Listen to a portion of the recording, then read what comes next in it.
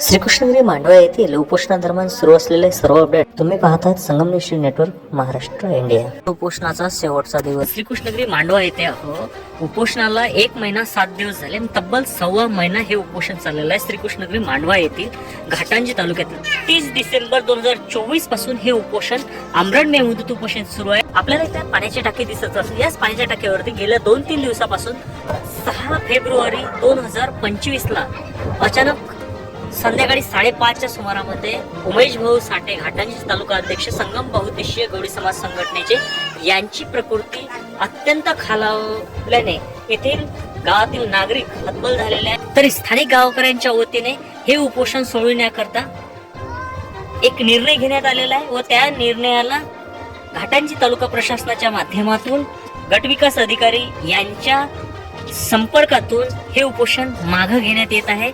तरी शासनाने तातडीने प्रशासनाने लवकरात लवकर दखल घेऊन उमेश भाऊ साठे यांना त्यांच्या पुढील उपचाराकरता यवतमाळ जिल्हा ग्रामीण रुग्णालयात त्यांना हलवण्यात येत आहे। आपण पाहताय संगमनेर नेटवर्क यवतमाळ जिल्हा प्रतिनिधी बातमीपत्र यवतमाळ येथे।